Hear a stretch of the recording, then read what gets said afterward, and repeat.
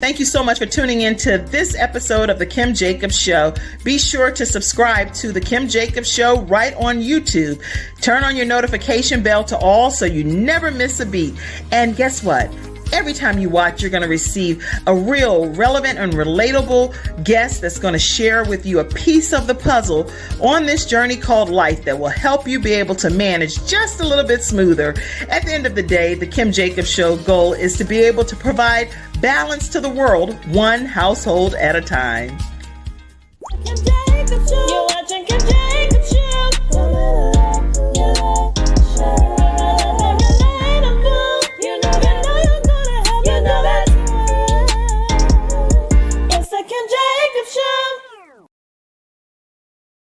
Hello, everyone, and welcome to this episode of The Kim Jacobs Show. I am so glad to have you all with us today and very glad to have my two special guests.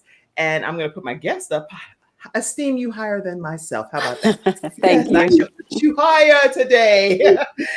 You know how you like get into this mode where you're used to being in a certain square and it's like, no, that is my bubble, right? But it's like, absolutely. Release the bubble when you have two guests, right? Right. Absolutely. Right. Thank you.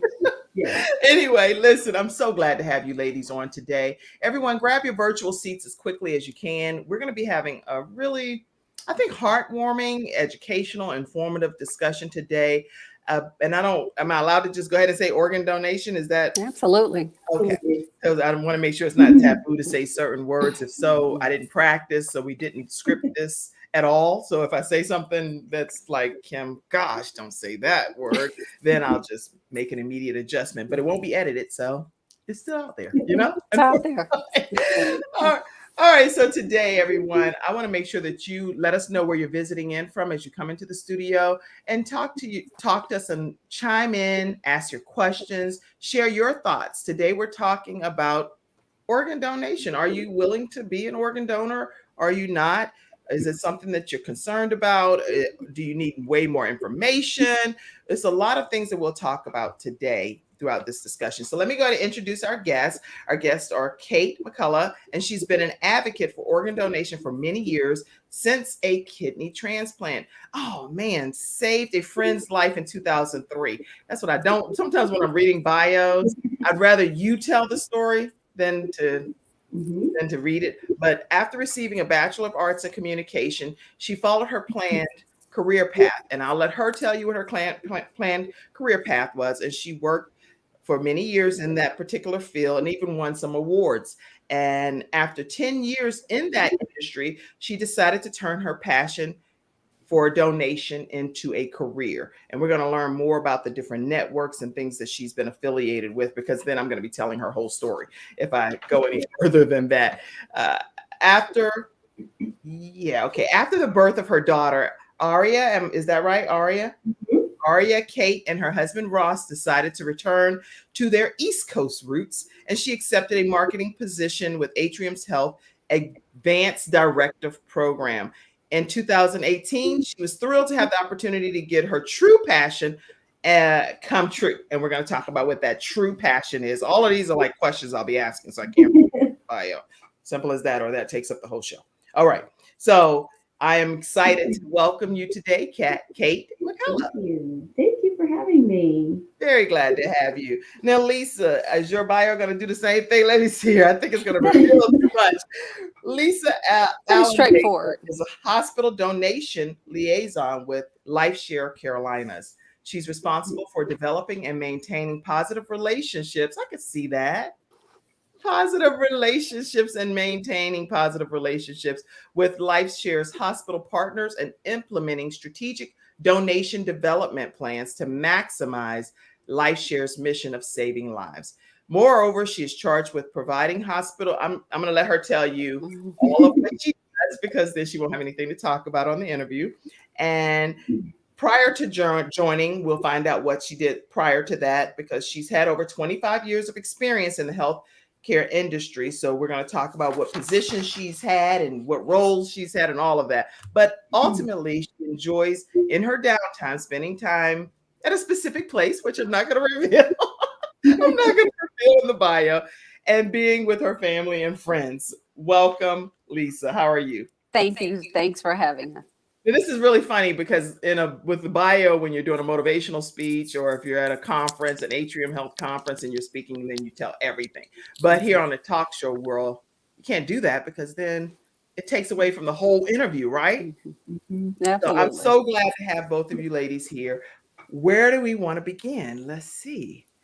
Kate, you seem like, I think this would be a good place for us to find out more about your friend and what brought you into this interest of learning more and sharing more about organ donation.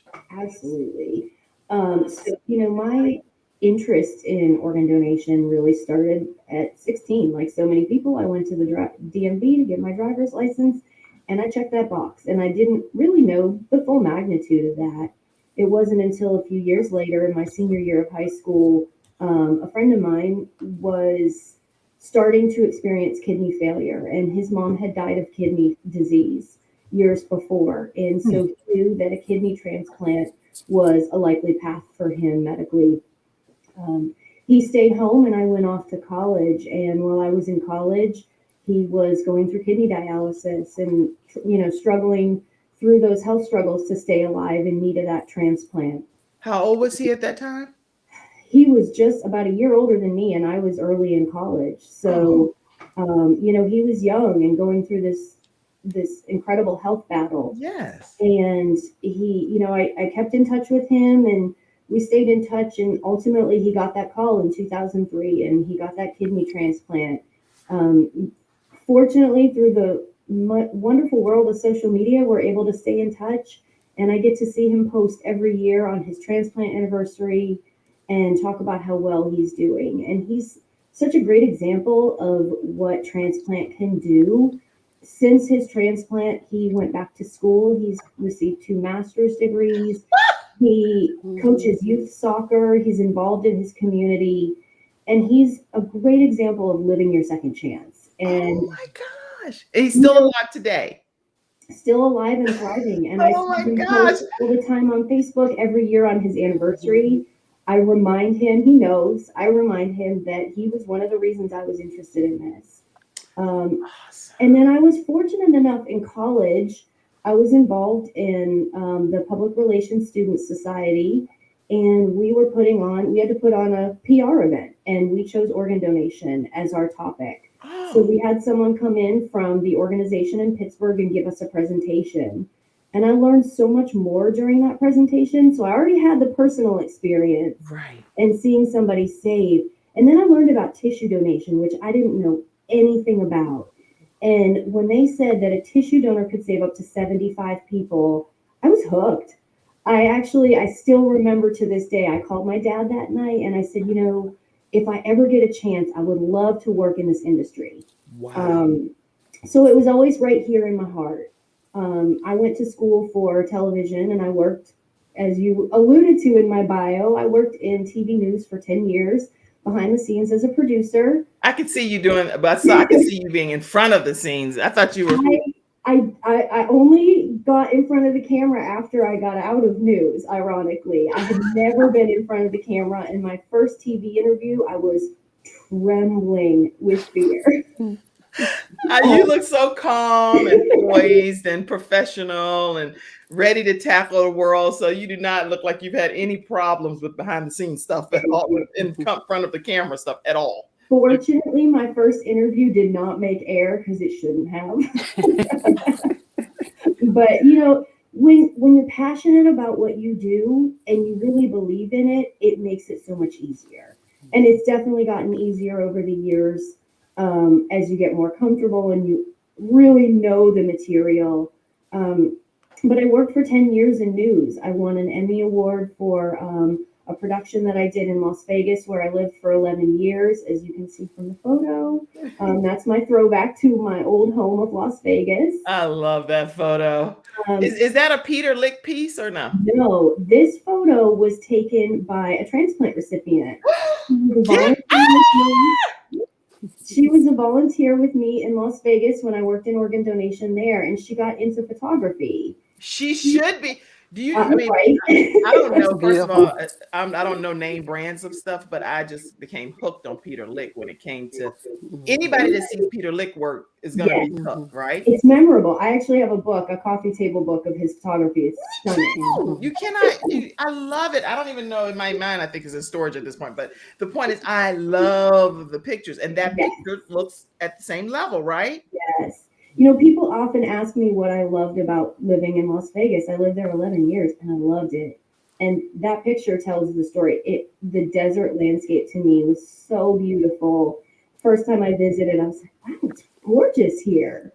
And I had no idea what to Hot, expect. hot. So that to me, that picture means a lot to me. It reminds me of a place that's important to me where my daughter was born, but it also reminds me of Denora, who was one of my amazing volunteers. And again, somebody who's living her second chance. So I love having that picture in my backdrop because it's important to me on so many levels. I love it. Listen, we're talking with Kate and Lisa. Lisa, tell us what made you become interested in learning more and becoming passionate about organ donation. Did you have to be a passionate person for this? I would assume. I would think. Uh, yes, you do. But for me, I was completely new to organ donation when I came to Lifeshare, and I'm sorry, and so I learned so much. I've learned so much in 3 years, but I had come from that area of community outreach and working with volunteers and helping people to take charge of their own health and to be their biggest health advocate. So it fit right in line with what I had always done for many, many years.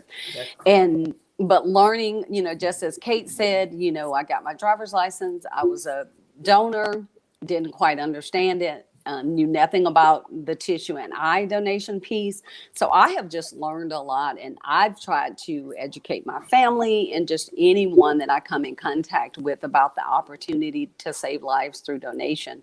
And so for me, it was just adding on to kind of those years of reaching out to people and making sure they have the information that they need. And a lot of the challenges that we face in people not being donors is just information. They have questions, they don't know, they're hesitant, they've heard things. And so, really, again, information, making sure people make informed decisions and they have the information that they need to make those decisions. So, that's kind of been my career path. I've managed volunteers, I've done fundraising, I've done a lot. I'm one of 10 that kind of forms everything about who I am. And so for me, it's just helping families have another day to be and do the things they love and to be with the people they love. So that's been really important. And Lifeshare Carolinas has been a great organization to continue my work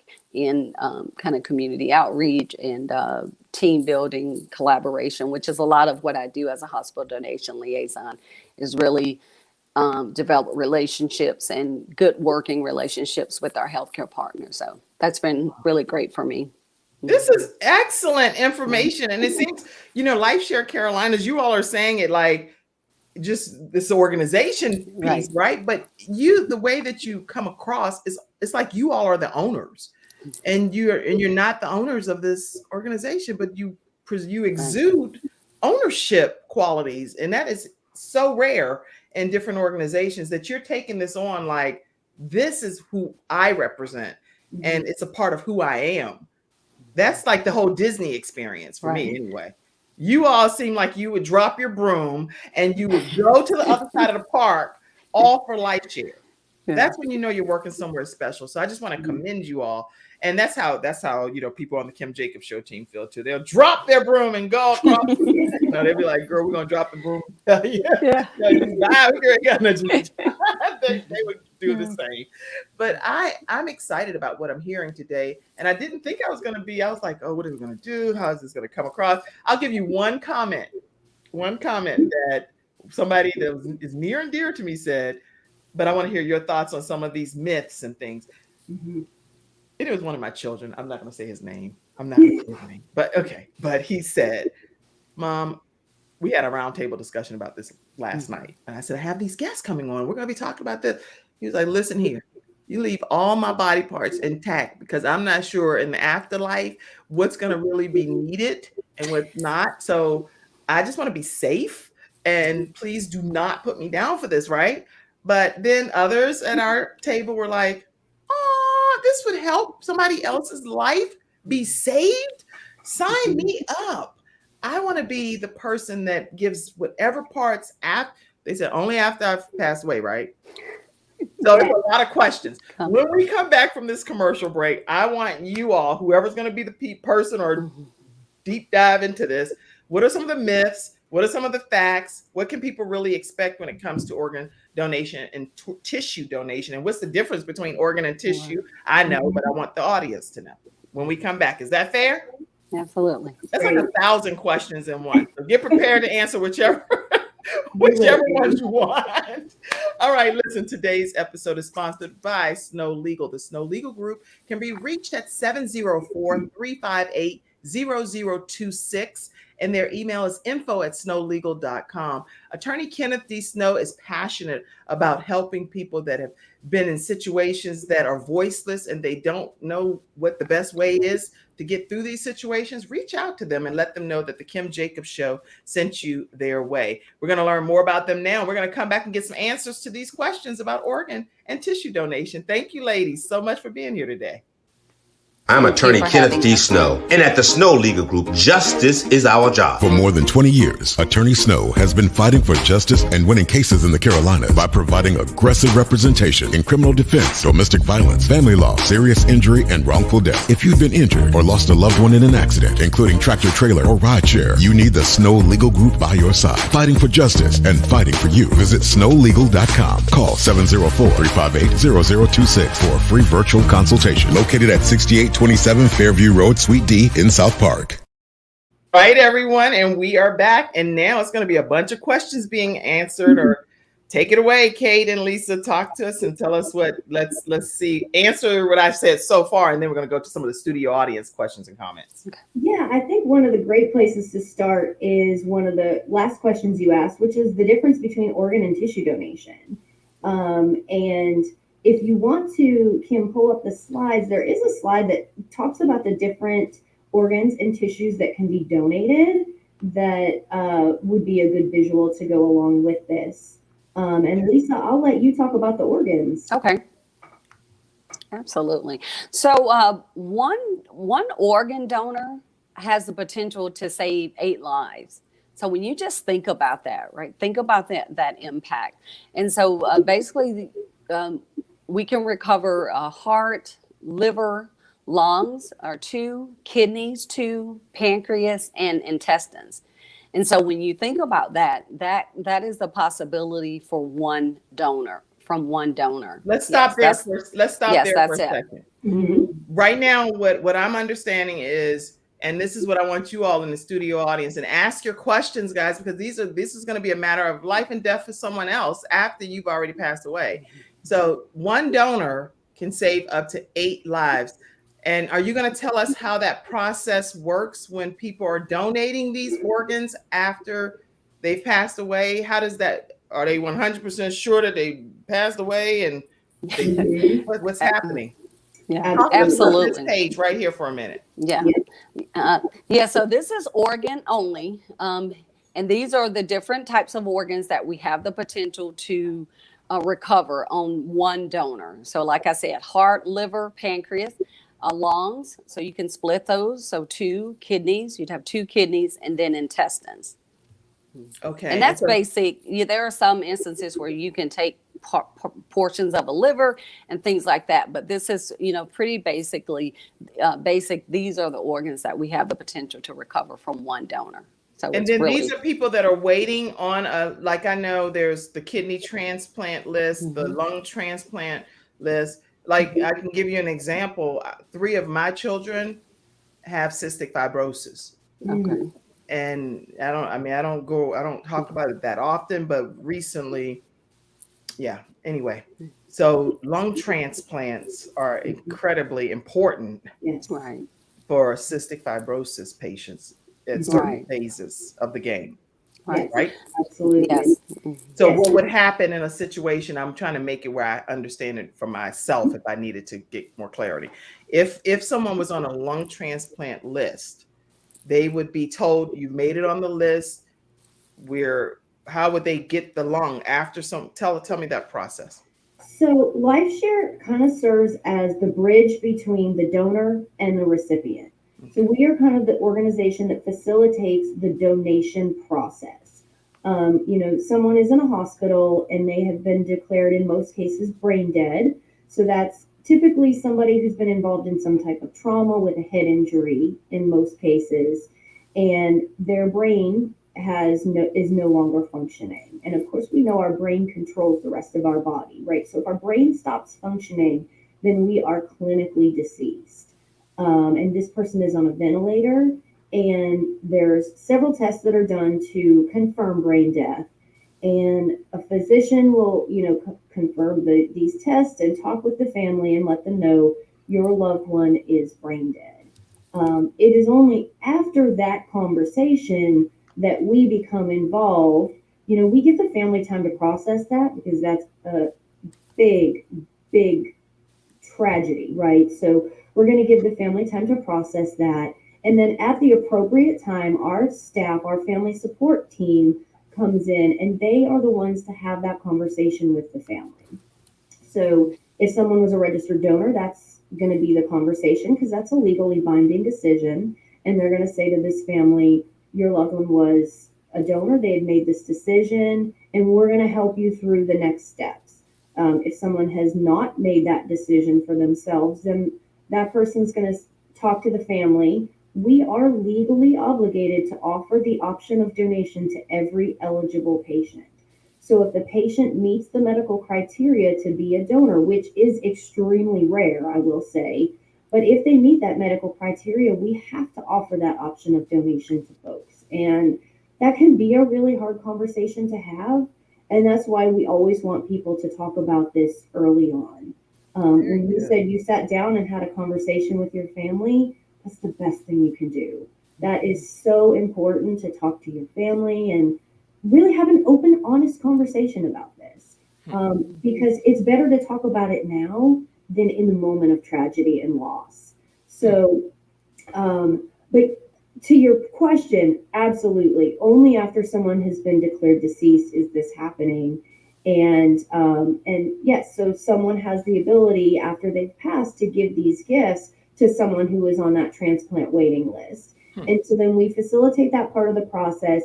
We are only on the donor side, on the donation side. So we work with the donors' families throughout the process. We recover the organs, eyes, and tissues.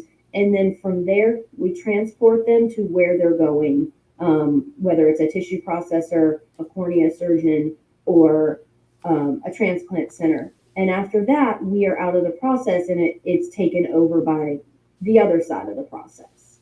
Okay. Wow. And that's something that's often confused.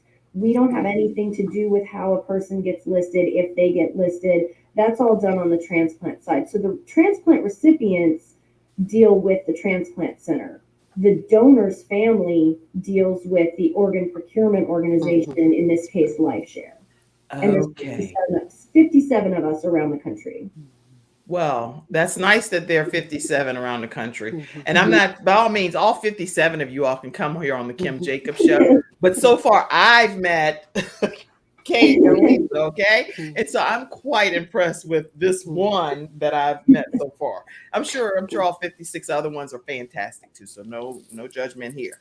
But if you get a Kate and a Lisa in your experience with your family, I think that's going to be more very memorable.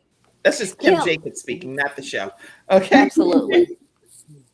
Can I add one thing that Kate said and you brought up that I think is so important about that conversation? Yes. We may talk about that, but I don't want to miss the opportunity. When you were talking about your son, I think it's really important for us to acknowledge when people have reservations and explore that and talk with them about that and get them to open up. And then you can educate and you can provide information. But one of the things when I'm out in the community providing education or doing a table or doing a donor registration drive, I hear these stories. I hear someone say they are reluctant because they're not sure that the hospital's going to wait till they're truly deceased or what have you. And so It's so bad, but you immediately think that. but absolutely. And I hear it almost every time. I've never gone out to do a table or a talk or an education and I haven't heard it. So I acknowledge it. I don't dismiss it. I let them share their experience. Sometimes they have a story that they've heard. You know how we carry stories from, somebody told me this. Right. And so I really listen, and then I try to start at that point and start to educate and hopefully get them thinking and seeking more information so they can make a more informed decision about being a donor. This is That's really really good, important. hearty discussion that we're having here with Kate and Lisa from Lifeshare Carolinas. And I'm going to go to your studio audience comments. The reason I put this StreamYard link up is if you would like to come right onto the screen, or if you would like to contact me via Facebook Messenger and do a video or an audio call, I'll put you on speaker. Ask your questions, type your questions, whatever you need to do to be able to get the answer while we're in this 1 hour discussion. So let me go to some of the studio audience comments, and then that way you get a chance to answer some of their questions too. Elaine Blaylock, Mother Elaine Blaylock said, good morning. Good morning to you, Mother Elaine. It's a pleasure to have you on today. Good morning, our sunshine expert, Athena Robertson. She comes on our Freestyle Fridays. She said, good morning, Queens. Yes, let's see. I see people tagging people. That's really great. Thank you so much. And I also see your comment. Kenise Itwaru, how are you? She says, amen, amen. All right. Glad to have you, Kenise. Let's see. I'm going to make sure I don't miss anybody. There's so many comments and things over here. I see you, Mommy. I see you. Good morning, ladies. I am in my virtual seat watching. Glad to have you, Mom. All right. Okay, now question that came in. I want to make sure I get the answer to this question. Tell us about why people do not donate or why they may be hesitant to donate based on your data. Yeah, that's key, and there are a lot of reasons. I don't want to, like I just said, dismiss, or I kind of wanted to acknowledge and don't want to put everyone in one group. I think a lot of people think all African Americans think the same way, or vice versa for other groups, and that's not the case. But we do see in the data that it bears out that kind of in the multicultural community, we do have more hesitancy about being on the, becoming a registered organ donor. And there are many reasons. Probably one of the biggest is what we've discussed. A lot of people have a mistrust of the medical community. A lot of people are concerned that if something happens to them and they go to the hospital, that the doctors and nurses won't take care of them. So we hear that a lot. And then body integrity. A lot of people are concerned about that around organ, eye, and tissue donation for their loved ones. They just don't want the body cut and things like that, So those are probably the big three that we hear. And those actually came out of a survey and some focus group that Donate Life North Carolina did a few years ago. And I think, again, what we say is we try to listen to people, hear what they're saying, and then give them information. And I think it's really important on where that information is coming from, who's giving that information. So that's one of the things that, part of Kate's role as our community manager is, connecting with the organizations and groups and people who we can help to disseminate information about organ donation. Because in that same survey, Donate Life found that people wanted to hear from recipient families. They felt that they would be good messengers. They wanted to know about the donation process. There can seem to be a lot of secrecy around it, or people feel as if it is. And so what we're doing today, sharing, just being open and telling people how someone can become a donor, as Kate mentioned, is very rare. So really talking about that.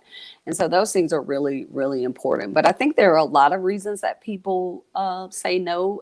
Religious reasons are one. And I think it's really important if we could connect and work more closely with faith-based organizations and really partner with them to help from from their within their church to disseminate information and speak about organ donation and in support of organ donation. So most faiths in our country support organ donation. And so you may have people who, say they don't, but I would encourage people to just kind of talk to their leaders within their church or their synagogue or wherever they worship and talk about it and have some conversations. And I think one of the things is to find out if you have any recipients, right? Because I think one of the things, and if you want to pull up some of those slides, there are some really good Okay. stats in Tell me there. where we go. Okay, let me address this guest. Okay. How are you, Dr. Joe Harris? Glad to have you on today.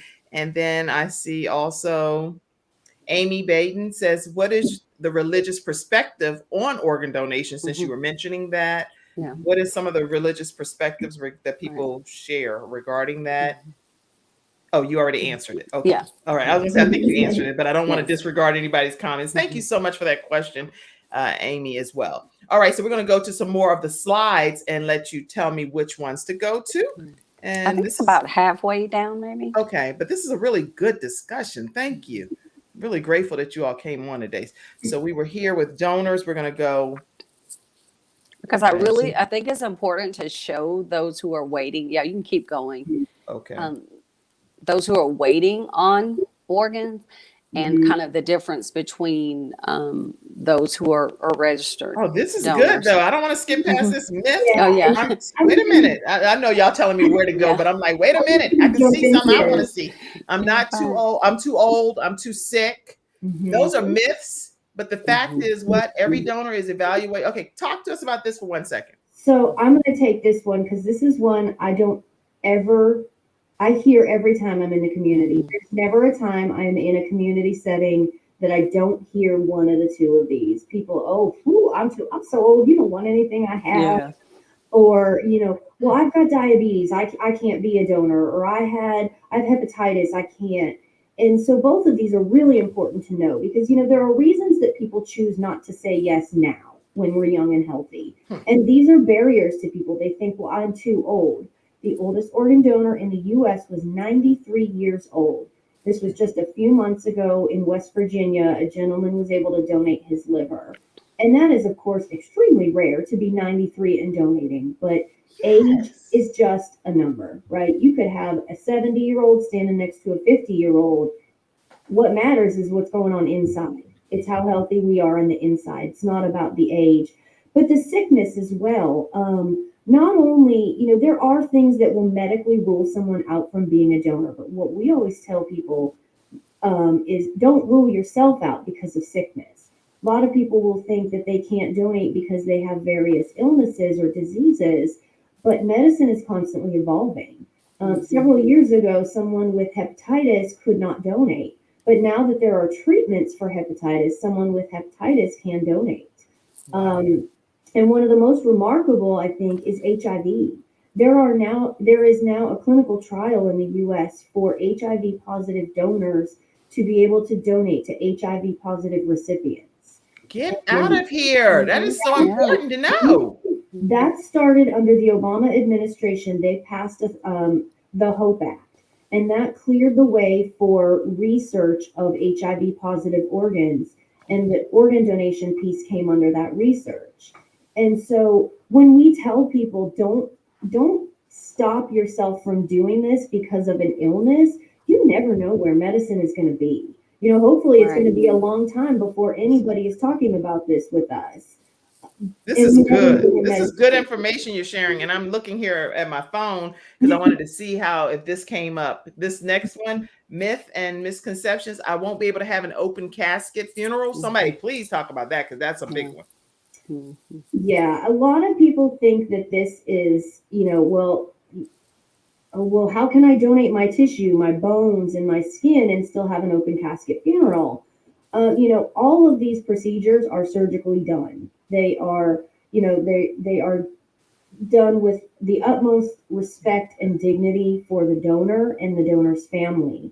Wounds are closed and dressed just like a living person having surgery.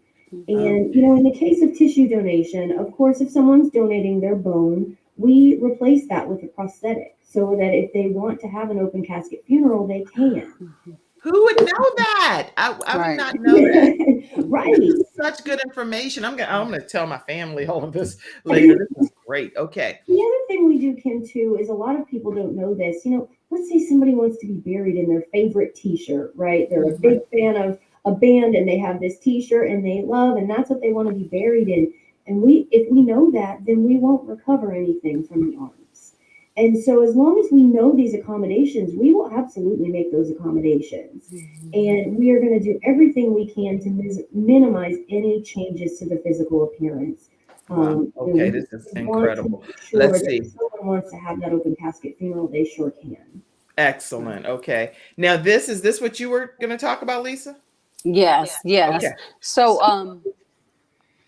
sorry, here. Hold on, I'm getting a message. I'm on my phone here. So looking throughout the entire country, so about 106,000 people are waiting, and you can see the breakdown there. I won't read that to you, just to say though that kidney is the biggest number there. So you can go to the next slide. Okay. And so just kind of what does 106,000 people look like? So let's take the Bank of America Stadium, where the Carolina Panthers play home games. Wow. So that's about 75,000 people. So just kind of gives you a little bit of a visual there, right? That's how many people are waiting. The more, yes, and well beyond 75,000. Well, yes, right, 106,000. over, but just tells you, and that's in the country. And if you go to the next slide, it shows North Carolina, I think. And thank you so much, Lynn France Blair, for watching and tuning in today. I see you. Okay, Go ahead. So in North Carolina, we have a little over 3,000. So you can see there again, kidney being the largest number there. And keep going. That's amazing. So the next slide actually starts to look at our multicultural community. So if you just look here in North Carolina, on the waiting list, 51% are African American.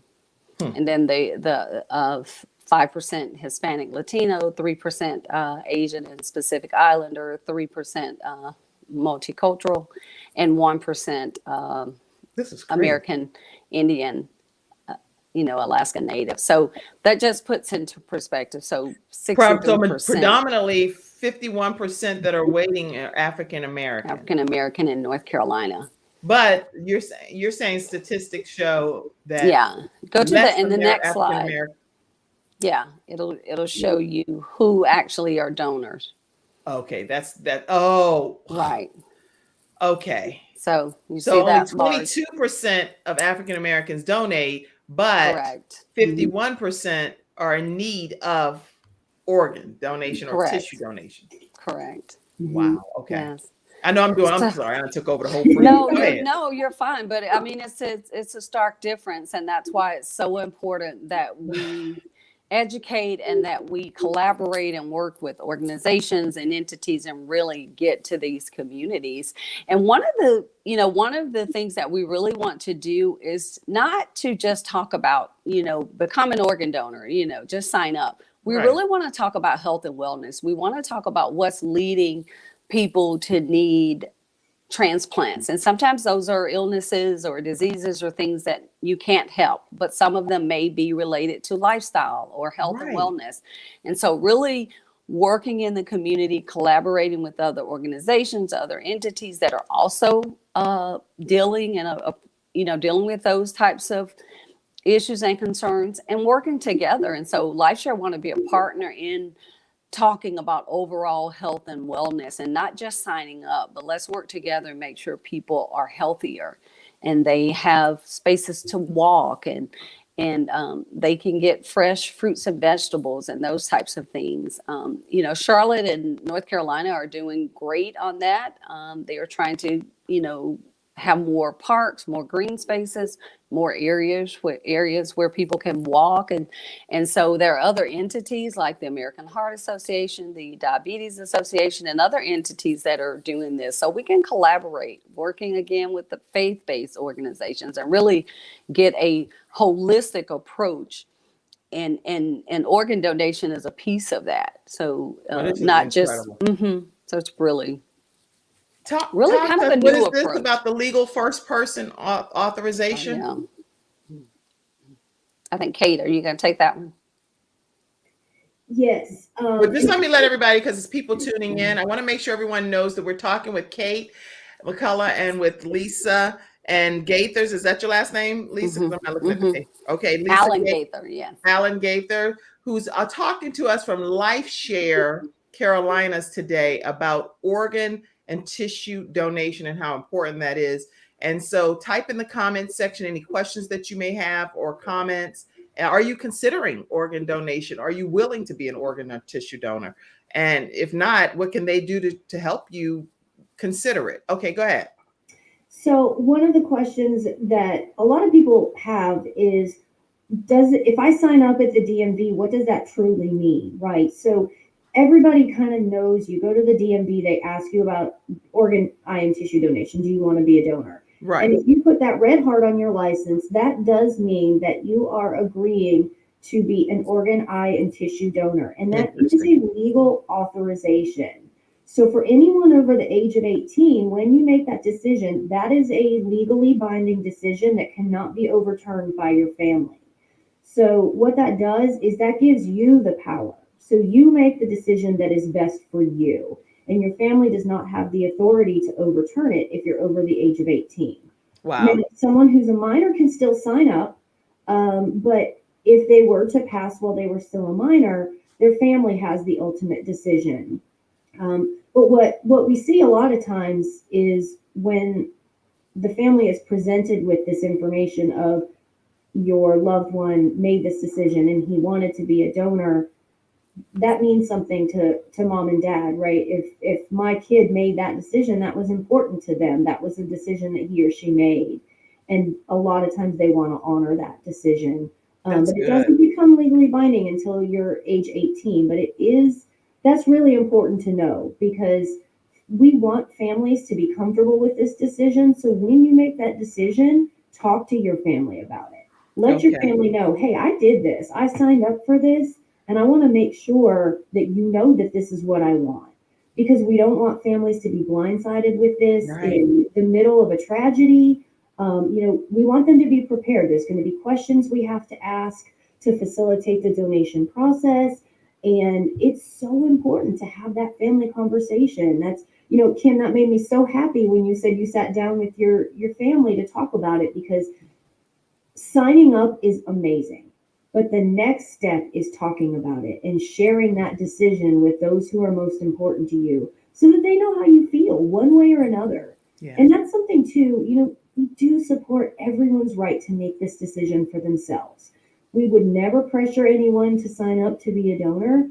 We just want people to make an informed decision based on facts. So learn the facts. If you hear something from your neighbor, your friend, somebody, check it out before you make a decision just based on that. I love it. I love this. I love this. Are your guests available for speaking engagements in the community? And what is the process? Is a question from Andrew Roberts. He's with the Kim Jacobs team. We sure are available. There's two different ways you can go about it. On our website, lifesharecarolinas.org, up at the top right, there is a link for an event and speaker request. Or you can just send an email to info@lifesharecarolinas.org. We are available for virtual right now. We're not doing anything in person, of course, because of COVID right now. But hopefully there will be a day where I can get back out there and be in person, because I certainly miss that. But we're always available for virtual opportunities as well. And we love to talk about this. We love to teach people. We want to educate people and help them learn the facts and make those informed decisions. Now, how does a prospective donor sign up for donation? There's actually multiple ways. And I talked about, the DMV, that's where 99% of people sign up. But you can also go on our website at any time, lifesharecarolinas.org, and there's a link to register as a donor there. You can actually do it on your iPhone. You have an iPhone, it has a built-in app. One of the built-in Apple apps is called Health. And when you find that, within the Health app, there's a medical ID section. Are you saying health?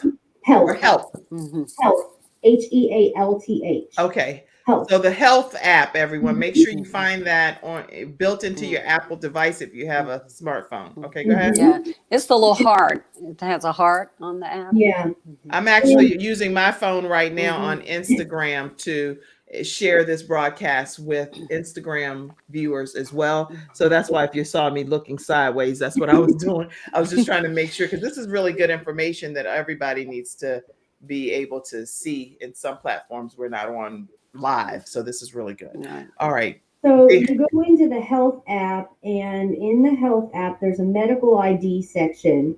And, you know, I don't know if you can even get the right angle, but you have the opportunity to designate your status as an organ donor. You can register. It's got your blood type, your weight, your height. You can put in your emergency contacts. It's actually a great app that anyone can access on your phone, I think, if in the event of an emergency. And it's just a great way to register without having to take a lot of work. You go into that app, and if it says, are you a registered organ donor? And if you say no, it's going to ask you if you want to sign up and give you a link, and you can do it. I've seen that, and I've been asked that. Right. That's good. That's really good information. I almost called you Salma Hayek because I was like, hey, when I pulled you up close up, I said, don't you look like Salma? Okay. Yeah, you kind of look like, yeah. You're like, let me go. Let me get that. You're like, yes, I can work that. I can work that. All right. Kim, look, could I yeah. add something there that's Please, important? please. A lot of times when I'm out, I hear people talk about the heart on the license. So if you go to the DMV and you become a donor there, you often will have the heart on your license. And I've heard people say, you know, maybe they want to donate, but they don't want the heart on their license. So you don't have to have the heart. And if you register on your iPhone or some other way, it won't be on your driver's license. But I want to add that when something happens to you, you're in an accident, or you come to the emergency department, most time no one is looking to see if you are an organ donor. So those people who are working to save your life at that moment and give you care, they do not know if you are an organ donor. That's not something they look for, and they know, they don't even know. So I like to just point out that there's a separation of the people who are working hard to save your life and take care of you or your loved one when something happens to them, and then other people who will come in at the appropriate time and start to talk about organ donation, the possibility of organ donation for your loved one. So I think that's really important to stress. It's very important. And Yeah. I don't know, I can only tell you I'm human, everybody, just so y'all know. And I never know what's going to trigger. I just have no clue what's going to trigger me. And when you said that, Lisa, God help me. Because I don't know what's going to be that triggering moment, but all I could think about is when the people were there working with my son when he was passing away.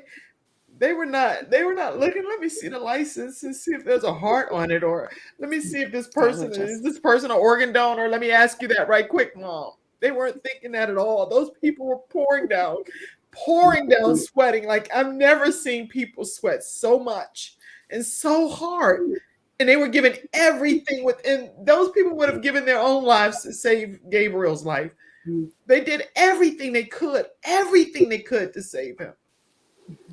And they never asked, hey, is there a possibility that this kid's an organ donor so we can get right quick and ship it somewhere? They didn't even, that was not in their thought process at all. Okay. I'm gonna take a commercial break. Okay, listen, Instagram, I'm gonna have to disconnect from y'all, or y'all go check the show out on YouTube. And oh, wait a minute, I see people on here. I'm not gonna disconnect. Hold on, just give me a second. Let me take a commercial break. All right, hold on, everybody. Man, I can't even see. Give me a second.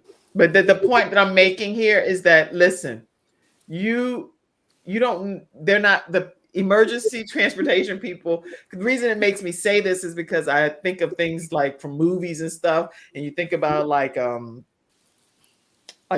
don't know if it's mafia or what kind of stuff, but people be like, is that an organ donor? Is that an organ donor? Is that an organ donor? That's not what anybody is thinking about in a life or death situation. They are looking to save the individual and give them a chance to have life on this earth.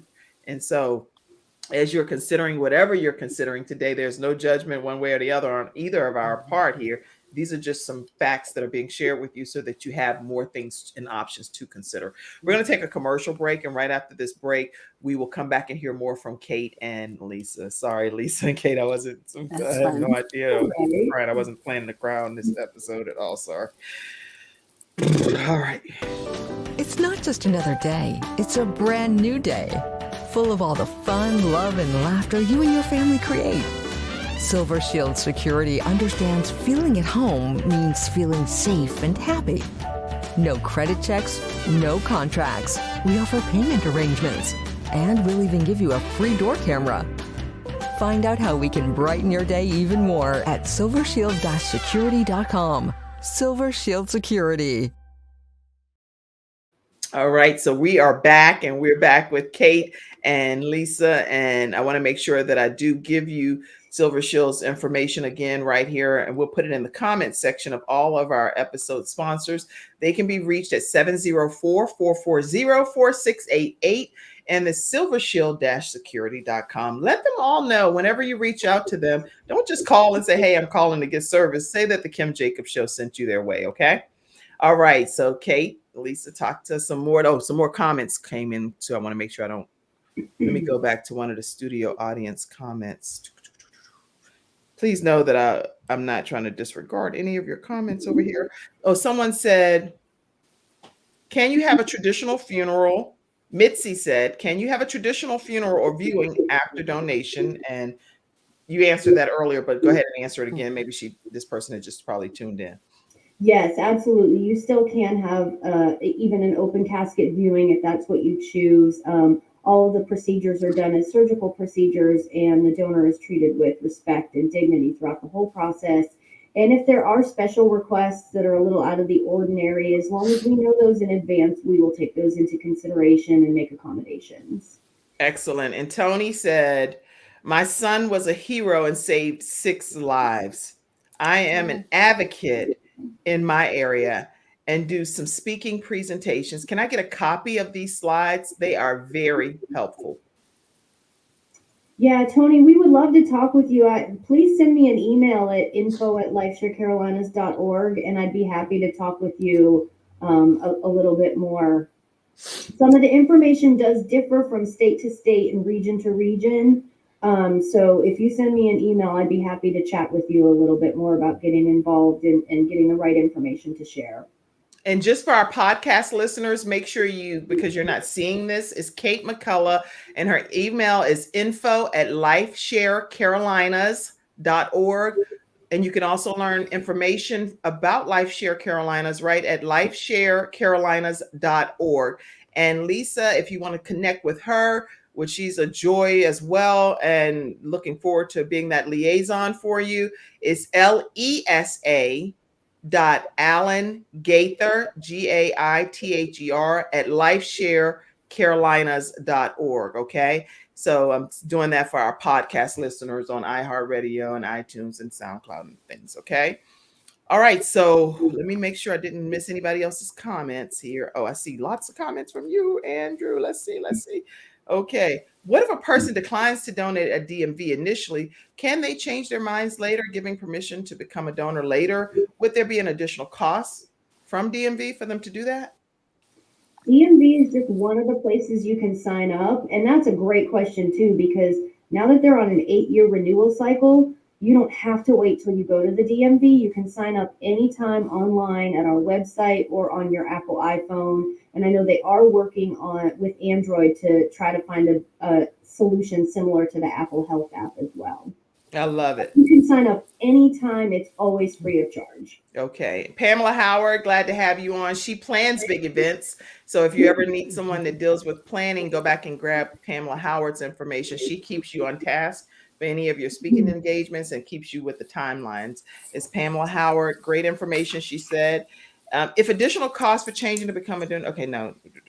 Okay, so you already answered that question. Is grief counseling available through Lifeshare? We do provide counseling free of charge for all of our donor families. We actually have an entire program dedicated to our donor families. So after the donation process is complete, our families have the option to opt into our Bridge to Healing program. which is a continuing care support program for our donor families. And we offer several different things for them. We follow up with information about the outcome of their loved one's organ donation. We will also provide them with, as mentioned, counseling free of charge. And we provide events for them throughout the year to connect with other donor families. And Kim, if you want to pull up the slides, there are some photos in there about the communication process. So if Okay, I'm going to go to that. Give me 1 second. Mhm. So we're going to go back to the slides, which these slides are extremely helpful as well. And thank you all for providing those for today's discussion. Let's see. PowerPoint presentation. Here we go. Now I'm going to go continue to scroll down and tell me when to stop. Yep. There should be one called Bridge to Healing. Here So it is right here.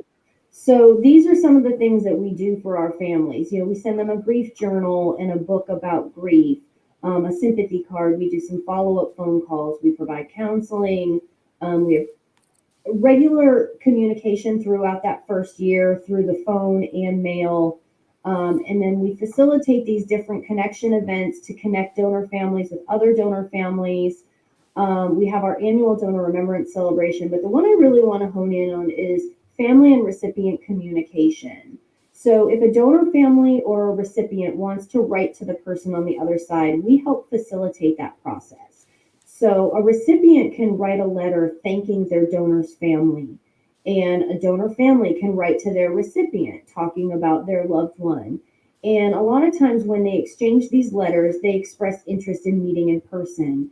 And we have the incredible honor of facilitating those meetings. And if you go to the next few slides, Kim, I've got some photos from some of those meetings that we have facilitated. Okay. And of all the amazing things we get to do, this is probably one of the best. So what you see here is the family of Connor McLean, who was an organ donor, meeting the recipient of his heart, Terry. And Terry, as you can see, has a very large family and brought her family with her. And they all had shirts on in honor of Connor, recognizing him. And the picture there on the right is Cindy, Connor's mom, listening to Connor's heartbeat in Terry's chest. Oh, now in this case, which family was the one that was donating? Was it the African American family that was the recipient? The recipient. Terry, this woman in the center, right next to the woman holding the baby. Yep, right there. That's Terry. She's the heart recipient. And she received Connor's heart. Wow. These are absolutely the most heartfelt event you will ever. Just the gratitude of these recipient families is amazing. First time I went, I just kind of stood in the corner. I couldn't move. It was so emotional. It's beautiful. This is amazing. Emotional. It's joyous. It's all the things. It's one of the most emotionally powerful things I've ever been a part of. And it's really just amazing. And we are so fortunate to be able to attend these meetings and facilitate these meetings. We have continued to do them through COVID. Unfortunately, they're virtual now. But we actually did a virtual meeting during COVID, and the donor family and the recipient have stayed in communication, and they just went to Disney together last week. Oh my gosh. You know, some of them form lifelong bonds, and some of them just want to meet one time and move forward. And that's part of the reason we facilitate these meetings. We want to make sure everybody's going in with the same expectations. Wow. But in a lot of cases, they form these really incredible bonds, and they stay in touch. That is amazing. More if you want to. Okay, I'm going to scroll down some more. So this young man received lungs from Joel McLemore, and that was his mom listening to the lungs in Benjamin's chest. Did he have cystic fibrosis? I don't remember. This one was a few years ago, and I don't remember what his illness was. Right. And then this I think was the last one we did pre-COVID. Same thing. Timothy Hooks-Coe was an organ donor, and this is his mom hearing his heartbeat in Jeff. Jeff was the Grateful Heart recipient. Wow. Hmm.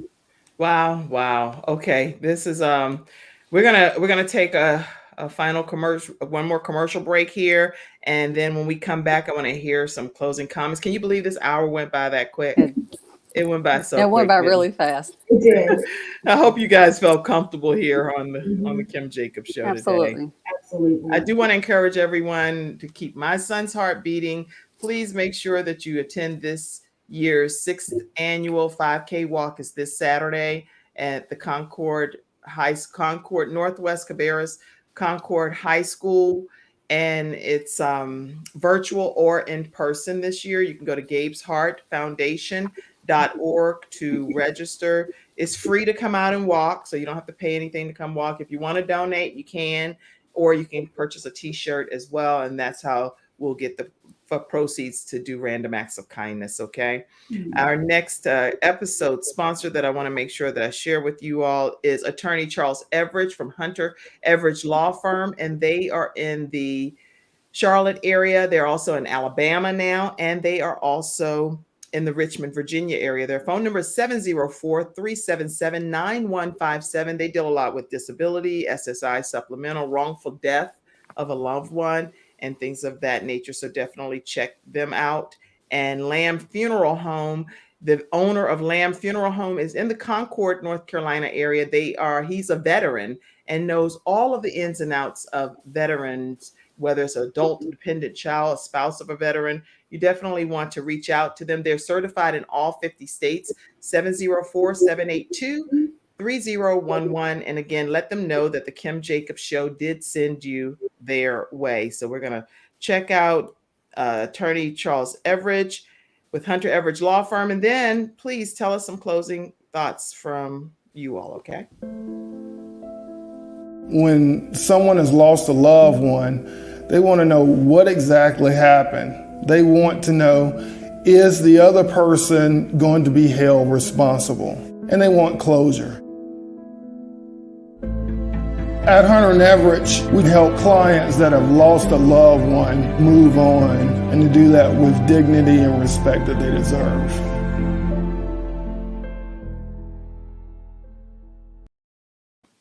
And tell us, if you all would, any closing. I still see such a blessing. Travis Michelle, she has a show called The Late Night with Travis Michelle Show, and she talks about the ugly side of the backside of stuff. And so make sure you tune into her show, but she's on today. Thank you so much. She said, this was such a blessing.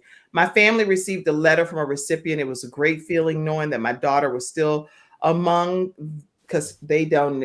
So, oh, wow. Okay. So their family chose donation, and the family reached out to Andrew Roberts and his family, Lynn Roberts and their family, when their daughter passed away as well. Wow. Thank you. I'm so glad to hear that, Andrew. And I will show you one other donation recipient. She's the recipient. And I think she's one of the longest living recipients of a heart transplant. Mother Julia Harper. She's in her 80s, and she's had the heart of this young man, a 16-year-old Caucasian male that has beaten her heart for over 20 years. Wow. So I do want to make sure that we give those kind of real life too on our end, not just in the presentation, because sometimes people think, oh, it's just in the presentation. No, there are real people that we know, people that work right here with the Kim Jacobs Show, that their family member donated, and it was a blessing to someone else's life. So closing comment, and then we're going to close out here. Okay. I'll go first. Kim, you asked earlier about, it felt like we would just go into the fire. And I think what's special about Lifeshare Carolinas are the people who work there. They are tireless, everyone in all of their different roles, who all come together to make organ donation happen and to make transplants possible and save lives. And there are people who are driving up the mountain 3 and 4 a.m. in the snow. They are the family support that sits with families and explain this process and talk to them. And in some cases, help them to process what has happened and make that decision on behalf of their loved ones. It's people going out into the community. It's us working with our hospital partners. So it is about the people who do this work. So that's why I'm so proud to work. But I would just encourage our listeners to have those conversations. Talk to your families. Talk before you need to talk. So have those conversations in a laid back setting and let your loved ones know what you would want on your behalf if something were to happen to you and you were a potential organ donor. Share that information with them and receive it, right? And make sure you carry out their wishes. So that would be my closing thoughts. That's Lisa's closing comment. Lisa Allen Gaither, donation liaison with Lifeshare Carolinas. You can reach her at lesa.allengaither@lifesharecarolinas.org. Now, I hope when we all call and reach out, we can get y'all. Don't be like, oh, I'm sorry, she's in a meeting. I'm like, no, you need to come out of the meeting. This is Kim. Okay. All right, let's go with you, Kate, your closing comment. I said it before. What we want is for people to learn the facts and make an informed decision. And just to echo Lisa, talk about this now. We aren't promised tomorrow. We've all either experienced our own personal tragedies unexpectedly or known someone who has. And talk to your family about what you want, what is right for you. If you have more questions, please don't hesitate to reach out to us and get that right information and make that right decision for you.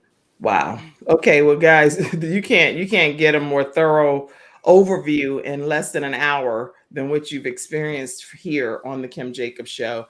So thank you both for being our very special guests today. Thank you to the studio audience for participating and tuning in. And thank you to our Instagram audience as well. All right, everybody, we're going to disconnect and we will see you all tomorrow at 11 o'clock a.m. Eastern Standard Time. And tomorrow we have actually part 2 of Tess Timms, who's going to be talking to us about how she went from being homeless to becoming a millionaires. And she's going to share some of her backstory with her family that you don't know about. You may have heard about her financial growth, but you don't know this other piece. So definitely tune in. And thank you, ladies. You poured out so much in this time frame. I cannot thank you enough. I think it was extremely impactful, and I'm very grateful that you all were here today. Thank you so much for having us, Kim. All right, I'll talk to you if you want backstage. Oh, Thanks. thank you, and feel free to stay backstage for a second. If not, you're welcome to carry on with your day. But I look forward to learning more. Okay. And God bless you all. God bless you all, and thank you for tuning in.